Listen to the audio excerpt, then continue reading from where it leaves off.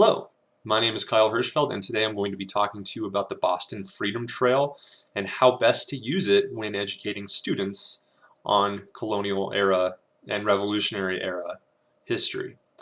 So firstly, just a little info about Boston Freedom Trail. It covers about 2.5 miles around Revolutionary Boston, and it allows for self-guided tours wherein the person walking around Boston would have background knowledge already in hand and ready to use.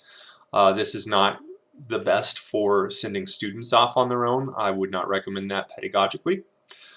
Visitor center tours are also allowed and welcome. This is good if you yourself are not very familiar with the different sites along the Revolutionary Freedom Trail.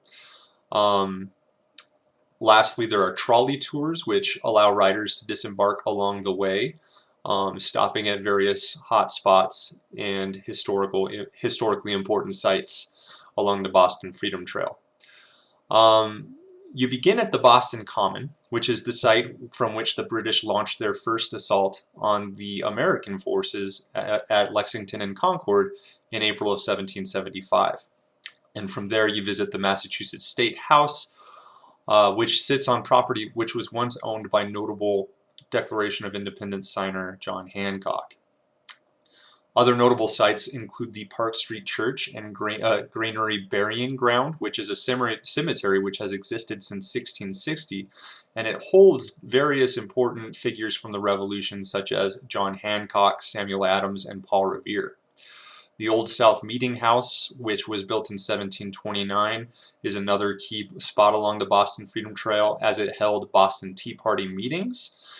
And it now stands as a museum wherein dramatizations of taxation debates are put on in front of students. So this is a fun experience for those who wish to have a more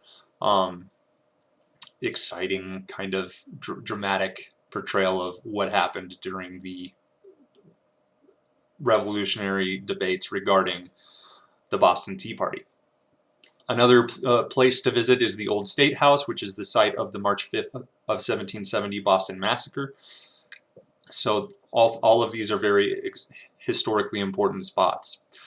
Additionally, there is the site of Copp's Hill Burying Ground, which holds the gravestone of Cotton Mather, and is further important as it was also the site where the British cannon first fired upon Breed's Hill, where the Americans were encamped during the Battle of Bunker Hill.